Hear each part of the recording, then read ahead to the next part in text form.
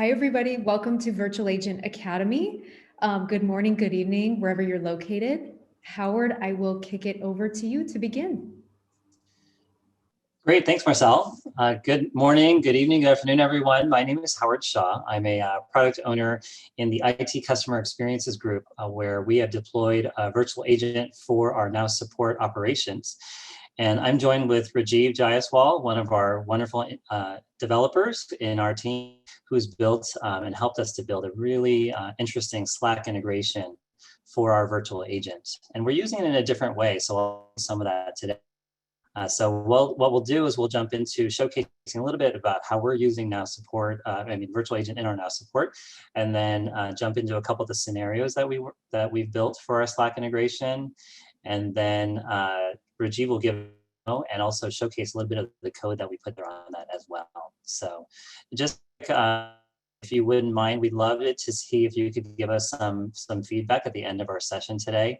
It's about a half hour today, and at the end, we've got a survey in our Zoom chat that we were hoping to get your feedback on so we can better tailor our solutions or what we present in future academies to you. So with that being said, I'll just jump right on in. And first off, I just wanted to have a quick introduction slide about our virtual agent in Now Support. So we call our virtual agent Cody. So what we try to do is really what we try to provide in our Now Support environment is for our customers is to provide as many self-service options to you so that you can really access anything you need from ServiceNow at any time of day and night. And the hope is that if we can automate many of the more repetitive or simple processes, then you don't necessarily have to wait to talk to anyone. You could get a lot of those things taken care of immediately. So we've activated about just over 75, and we're continually adding more and more, but we've activated about 75 conversations for our virtual agent, for Cody, to be able to support you in just about anything across the board, like if you need to create a case, or if you need to put in a request through our service catalog, if you need to manage plugins, or if you just have general questions, you want to know about our, our backup retention policy or things like that, you can generally try to ask Cody just about anything. And the hope is that we've given you enough content that we could hopefully either answer your question or point you in the right direction, or even help you to complete that task directly within the virtual agent. So we're also leveraging the ServiceNow platform natural language understanding models because we wanted to make sure that Cody could understand as much as possible so that you don't have to specifically type in a keyword or anything in particular. You could just kind of talk in more natural language, and the hope is that Cody will be really good at picking that up. And that's kind of what we're using our Slack integration for today, is to keep an eye on those types of things. So let me jump into just a quick example of the use cases of a typical Slack integration. So with our virtual agent for ServiceNow, you can integrate with Slack, with Microsoft Teams.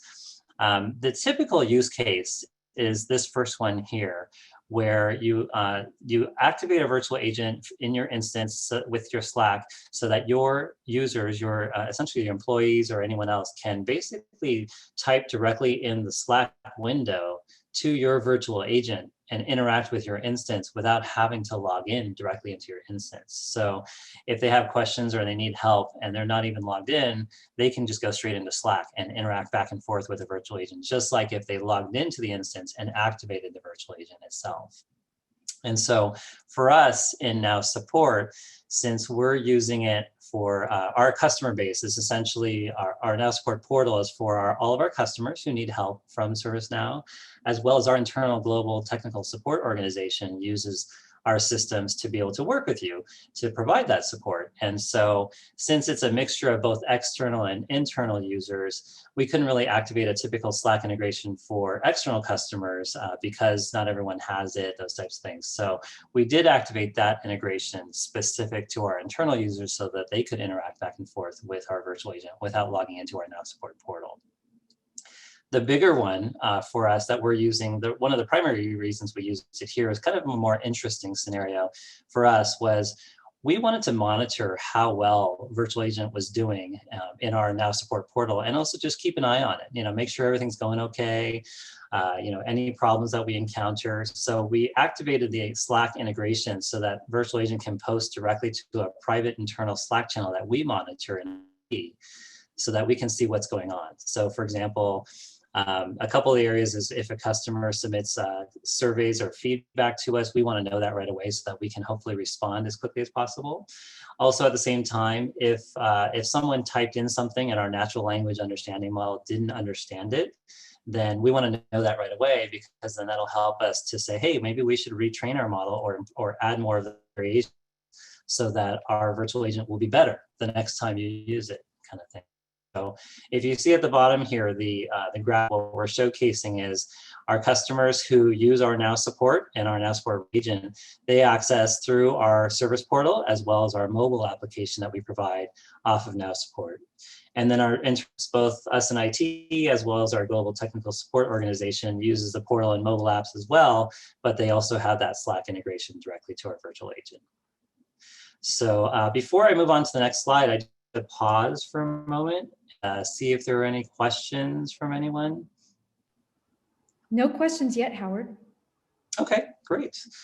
All right, so let me then jump into why did we do it? So we kind of talked a little bit to that, but essentially some of the benefits that we saw was, we want to be watching our virtual agent and, not necessarily find out hours or the next day that something went wrong, having trouble with it. We essentially wanted to know right away, anything that's going on in our virtual agent, we want to be notified immediately. So we created the Slack channel, a private internal Slack channel for us to be able to keep an eye on it. And the hope was if customers are providing, helpful survey feedback to us, we want to respond right away, because we want our customers to know, hey, we're totally watching and keeping an eye on your feedback, and we want to be able to take as much of it into account as possible. So this allowed us to be notified the moment someone submits a feedback, so that we can take a look at it, review it, maybe take action right away, as well as respond much more quickly. On the other side, we also, a second scenario, we activated it for fallbacks. So what a fallback is with virtual agent is essentially if you type something into virtual agent and our NLU predictor model, so basically our machine learning, if it says, normally what would happen with our machine learning is that we've trained the model for a specific topic in virtual agent to be able to pick up on what you type, as well as a variety of variations. So we took a lot of time to try to make sure we've pre-trained the model to say, hey, let's think of every possible way that somebody could ask for, let's say, information about the Knowledge Conference. And so we try to train our model with as many possibilities or variations as we can come up with. But if, say, for example, somebody types what they're looking for in a completely different way that we didn't necessarily predict, and our machine learning will come back and say, you know what, I don't know what they're asking for here. So that's considered a fallback. And so in that case, we wanted to be alerted to that, because, that's not the best experience. Virtually respond as quickly as possible. So the thought was, okay, well, here's a fallback. Then we should post it to our channels. So in IT, we can keep an eye on and maybe review it right away and say, hey, if we can add that to our model and retrain it and continually improve our model, then hopefully the next time someone comes in, if they type the same thing, they won't get a fallback. They'll actually get the right answer in that case. So with that, I'm going to jump into a quick demo, and I wanted to show you what we're going to see. So first off, I'm going to demo the notification of a survey. So when a customer fills out a survey, what exactly is happening here? So I've got a virtual window open in our support service portal, and this is just one of our QA environments. But what you see down here on the bottom is our virtual agent, and you can interact with it in a variety of ways. You can just start typing what you're asking for, ask it in more sentence form. You can just type looking for. So if I typed out anything, then if we've trained our model properly, then virtual agent should come back and provide a response of what, hopefully to exactly what you asked. And of course, when I'm demoing, it's not working the way it was right before the demo. It's a little bit on the slow side. So what normally would happen here is that the system would then immediately start working with you. So let me go ahead and refresh my screen. I don't know what happened. I guess I had my window waiting too long. So just one moment.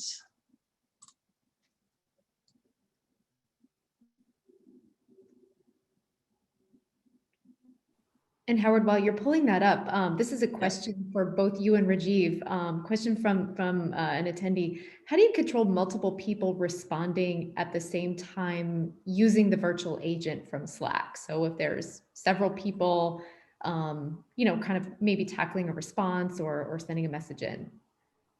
Sure, that's a great question, actually. In fact, the typical Slack integration is that you as the individual user are interacting with virtual agent directly, right? So it's more of a one-to-one type of conversation, right? So you're talking to the virtual agent and the virtual agent is responding to you directly. So it's not like it's like a party or chat line kind of thing in that sense. So you're working with it directly. In other cases where we're monitoring, there are multiple of us who are watching, but we don't necessarily reply in our Slack channels when the ones that we're just monitoring on, kind of thing from there. So. Okay, great. Yeah. And then one other question from the audience. Can you explain a little bit more about, kind of the need for the Slack channel for the help desk? Because the question is, don't you really want these created as incidents if there's a real issue? So if you can talk to, kind of your approach for a Slack channel as opposed to like the traditional incident creation. Yeah, see, there's a couple things. In fact, that's a great question. What we're moving towards with our virtual agent is what we call it a guided versus assisted approach, right? So on the one hand, you might have the approach that you can ask a virtual agent, it can provide you answers, maybe give you links to where you can get more information. Like for example, in this case with partner deployment registration, we're giving them more information on how partners can register with ServiceNow, things like that. But there's also the assisted side, and that's the side we tend to prioritize, and we're trying to make sure that we have that, meaning we want virtual agent to do the task for you, right? So you don't have to don't just use it for a guiding type format, use it so that it can help you actually to complete that task. And one example is creating a case, right? So today, what we're building right now is the ability for a virtual agent to interact with you directly and ask you the appropriate questions, and then go ahead and submit the case for you on your behalf, so you didn't have to go fill it out yourself, kind of thing. So you're interacting with virtual agent. And then if you were in that integration, that could be the same experience. So you didn't have to log into the instance and you could submit a case in that case. Now, the other way is that what we're moving towards is more of using more and more of the AI, like sentiment analysis, or branching off in our topics to say, well, what if we couldn't quite answer their question, it wasn't going the right direction? Then virtual agent can say, you know what, I'm going to go ahead and either escalate this, I'm going to generate a case for you, or eventually what we want to get to is I'm going to escalate this and bring in a live agent to work with you as well. And I can pass all of the discussion history that we've had in here direct to that agent and or into the case to save you time from having to do that. So that's kind of what we're working on this year as well for that. So great, that's very helpful. Sure. Okay, great. So finally came up, so I apologize for that. Always in a demo, it slows down. I just wanted to showcase what it would look like if you asked a specific question and how a virtual agent would reply to you. And then in the other case, what you can do is you can keep typing more questions, or if you just want to see what's available, like for example, in our case, again, I mentioned we activated about 75 virtual agent topics. So you can just select from the list the one you're looking for as well and just go straight into it. So like as an example with our feed. And so in this case, the way we've configured it is we have our virtual agent asking for feedback on a very small percentage of conversations that users have. And we try not to inundate people much. So that's why we created the percentage to be very low. So it's just asking a quick question: how happy are you with the service, with the virtual agent? And then from there, do you have any additional comments? And so in this case, I'll say, I might be able to provide some sort of suggestion, but if I just want to type out anything, it will record that comment, and then eventually what will happen is it's now going to be posting specifically a message to our Slack channel. So if I open that up now, let me make sure that that's showing up. If you see right here, this is the Slack channel that we've activated for monitoring what's going on in our instances. And if you see what it brings up here is it shows that we receive feedback from some user. This was their rating and whether or not they provided any sort of specific typed response. And then the other thing we try to do is provide the last 3 topics that they were interacting with on Virtual Agent. And the reason we provide that history is that in case someone types in something like, oh, I had a problem, this didn't work for me, we can kind of get an idea of maybe what they were doing just before they provided that feedback. And that'll help us to maybe do a little bit more troubleshooting when we go through our log records to see, what happened to this user? Did we, is there something we need to fix with our virtual agent, essentially? So it helps us not only from a feedback perspective, but also from a little bit from a troubleshooting or getting a sense of what was going on when they provided that feedback. So let me jump back into the PowerPoint real quick and just showcase that again. Again, this is what we saw here, where you provide the notification. You fill out your survey, and the notification is something that then we get on the in our internal Slack channel. So, and it's generally what we've done is we've set it up for the last step of that survey. The other scenario, before I jump into that, but any other questions, Marcel, before I jump to the next scenario? Okay. Howard, we do have one. Sorry, okay. It took me a minute to get off mute. So once the survey response or free-form feedback is seen in the Slack channel that you were showing in that previous screen, right? Should this create an incident or a follow-up in ServiceNow to go ahead and address, perhaps a bug or an enhancement request? So the way we've configured it at the moment is no, this survey feedback is more, we're looking for, how is it working for you today? If there is a problem, because we're monitoring it, it's more of a manual flow for us, is that if we see something that says, hey, I'm having a problem with such and such, then we'll turn around and forward that and or create a case on their behalf once we see that. We don't want it to kind of end up in a survey kind of black hole kind of thing. So if we see that, we'll take action and notify the appropriate teams to jump on it. But generally, we've only activated this just so that we can keep an eye on things so far. That certainly is a great idea for a next step. Like we could take that and say, hey, if you're finding a problem on this area, then maybe we should immediately notify or log a case in that situation. So, but that's a great idea. Okay, great. And one additional question. So once the IT support gets a message of Ask Cody via Slack, what's the next step? So that's where we have our processes in place that as a team, we've got it alerting us. And what we'll generally do is either, we typically like to reply as quickly as possible to the customer and either, thank them for their feedback, provide more background as to what they're asking for, maybe answer their questions. And again, like you said, if it was a problem, then we would, get the appropriate teams or support folks involved in that case. But it's more of a process that we have that goes with this that says, okay, well, once you've activated the notifications, let's make sure that there's a process so that we don't let these fall apart kind of thing from there. So, so it's more just business process for us that we have at the moment. Okay, and I'll read our final question, came from the audience. Nabil has answered. So the question was, is this also available with Zoom or Google Chat? And the response was, the integration is not available, but it can be built via APIs today. So if you wanted to integrate with those applications as well. And last question that just came in, can you get the response via Ask Cody? So Howard, do we need more clarification on that, or can you take that one? I think what the question is so if we see a feedback here in our Slack channel, could we type it back directly in our Slack channel, and then would that go back directly to the user who typed it? Let's say they were still in their virtual agent session at that moment. That's actually a really interesting idea. We didn't activate that mainly because the question of, well, if we didn't, let's say we didn't respond for a few minutes or something like that, if the user was then, went on to another page or was no longer in their virtual agent. So we didn't do it that way, only because we weren't sure that they would still be there. So the thought was, what we turn around and doing is we generally will send an email back to the user that, hey, we just got your feedback. Thank you very much. And, if I can answer more questions, we will on that. But generally we do that through email just to make sure that they get it kind of thing. So.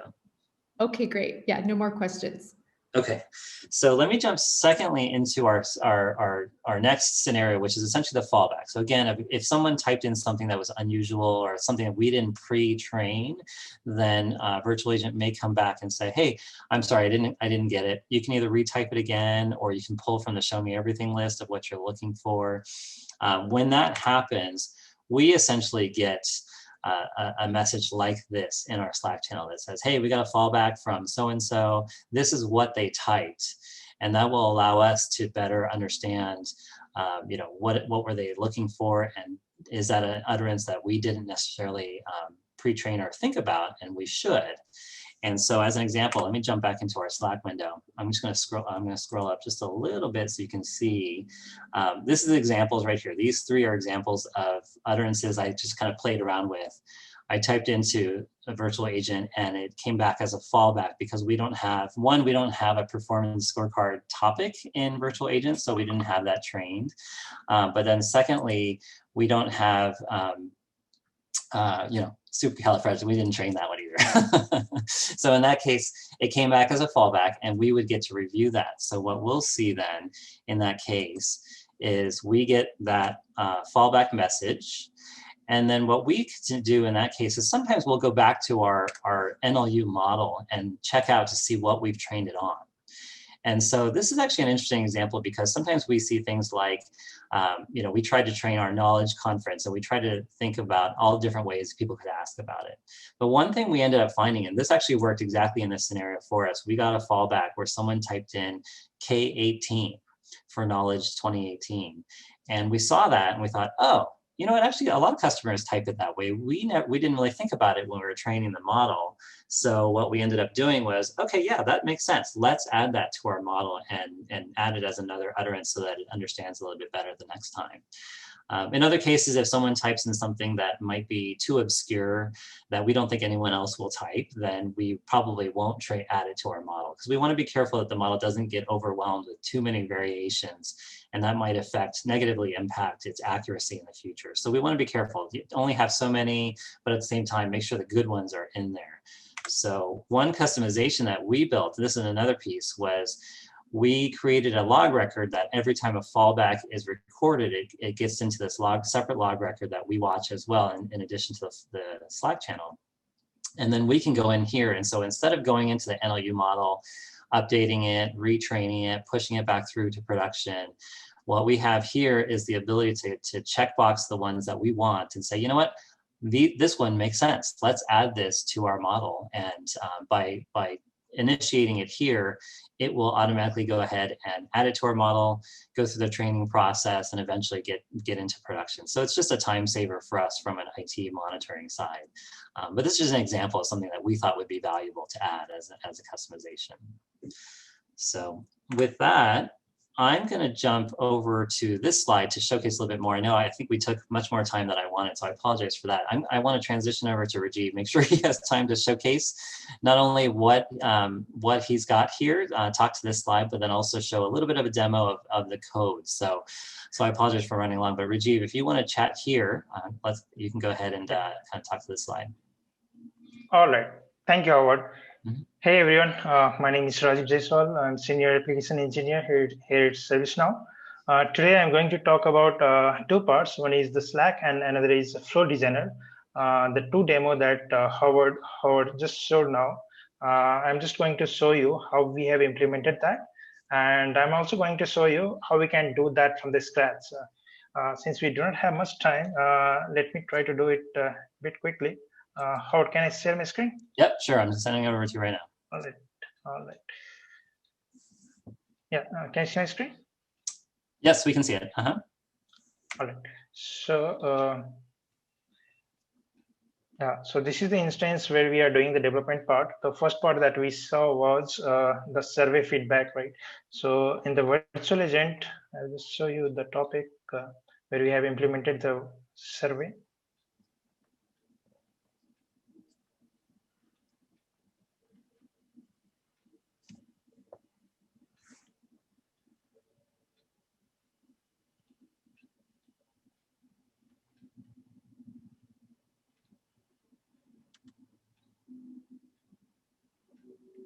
So this is the survey topic that we have created. Let me zoom it. So for the first time, whenever we trigger this survey topic, we try to ask to choose the rating from 1 to 5, right? So once the user choose the response, we try to divide that into a we have mapped like this, like very satisfied is having value 5, somewhat satisfied is having value 4, and so on. And here we try to show that if user has selected 4 or 5, then we tell that the user is happy.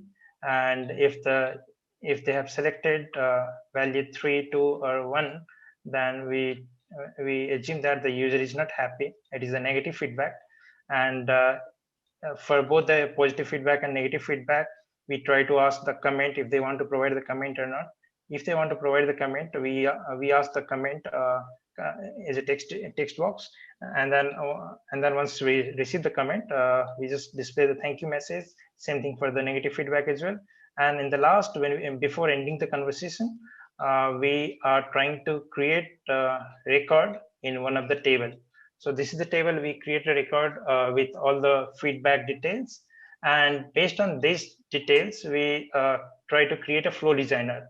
So to integrate the Slack, we need 2 steps. One step is setting up the Slack application in your workspace. Another is the flow designer. So flow designer, I'll just show you how flow designer is configured.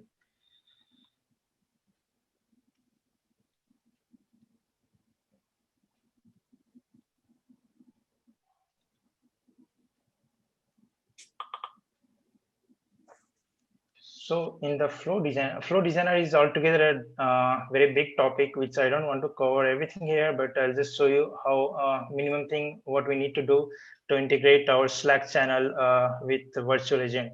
So for feedback thing, we have created one flow. It is called feedback router.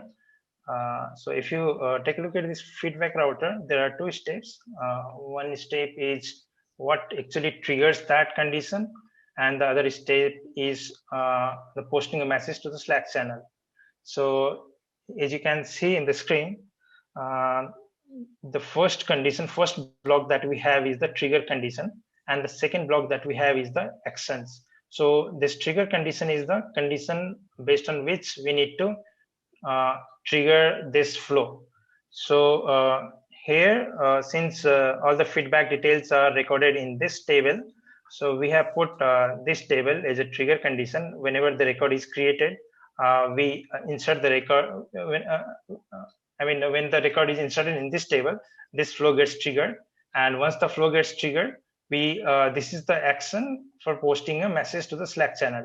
So what you need to post the message to the Slack channel is one Wavehook for the Slack channel. So you can contact your IT admin, or you can contact you can configure your Slack application. In a moment, I'll show you how to do that from scratch. So this is the Wavehook URL. This is linked with the Slack channel, and here we try to display the message. So this is the message that VA uses. This is the record that was created, and first name, last name, and all the fields that we can display it here. So this is how we post this message to the Slack channel. And these things, the action 2, 3, 4, and 5 are doing some of the other logging activities and updating other records which are not required for this Slack integration, but only this trigger and actions are required. The same thing is done for the fallback as well. So since we do not have much time, I'll just try to quickly show how to do that in the Slack. So how to get the Wavehook URL. So I'll create one. So there are 2 conditions. I'll just try to create that. Let me display this. Yeah. So if you visit this api.slack.com, so there will be your app section there. In the your app section, you can create a new application here. And then once you create a new application, you can create a Wavehook for that. So let me go back and then create a new app so that you can do it from the scratch.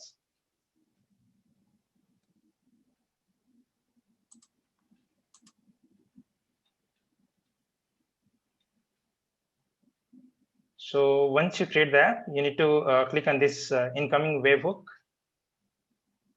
So this steps sometimes in your company, your IT organization might have control so that you will not be able to do it. In that case, you just need to contact them. You need to activate this incoming webhook, and you need to create a Slack channel here where you want to get the message from the VA. So demo VA demo channel. Let's say I created this channel for testing purpose. I don't want to add any more people right now.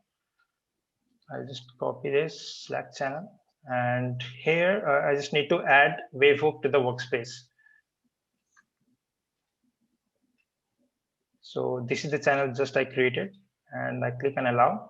Then it will generate this Wavehook URL. So I copy this Wavehook URL. I go back to here. So we saw that let's say I want to create a new flow now. So my flow is like this. So I go to this flow designer. I create a new flow.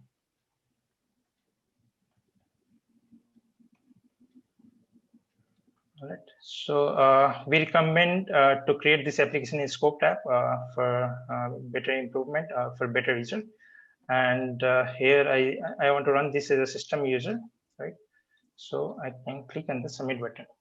So now the flow is created. I need to add trigger condition and I need to add the action button.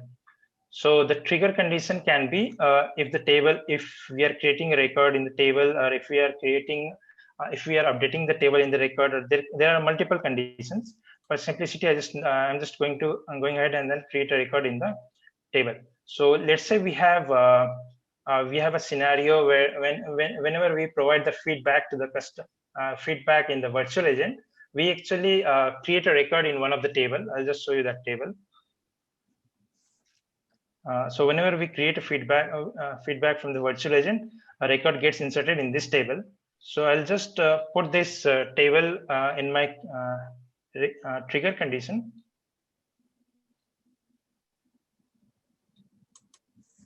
And then I'll just save it.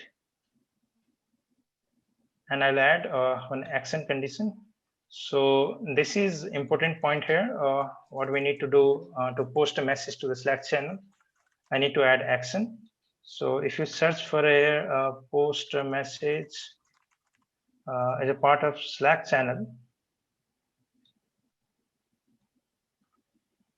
right? And then here you have to provide the Wavehook URL, which we had received it here. I'll just copy it and I'll paste it here. Right? And here, what is the message that you want to, post to the Slack channel? So if you take a look at this comment, let's say I just want to receive the feedback. I just want to receive the message in the Slack channel. If someone post a message out of poor and below average, if someone post feedback with poor and below average rating, then I just want to get the message in the Slack channel. Then what I do it here is I'll receive a message here. Who is the user? User is, so this is how we get the record. So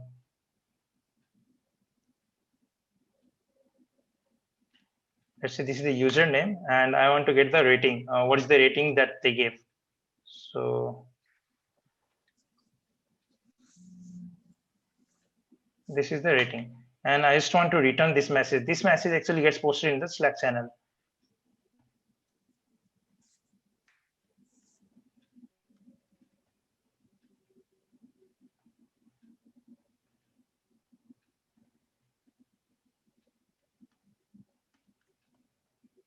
Right. So that's all. So and another condition for us was that if the user has provided only bad feedback, then only we need to get message in the Slack channel, right? So here we can provide a condition if rating is poor, or if the rating is below average. Right? So this is done. I'll just save it. And I'll activate this. Once you activate this, this will get published. Right. And here I'll just try to provide the feedback, sample feedback, so that I'll see the response here in my Slack channel. Right.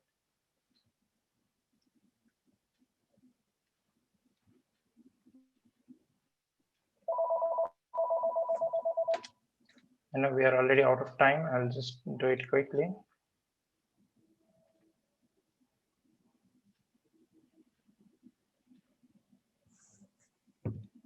All right. So I'll just do survey feedback here. And to trigger that condition, I'm just going to provide some like dissatisfied rating.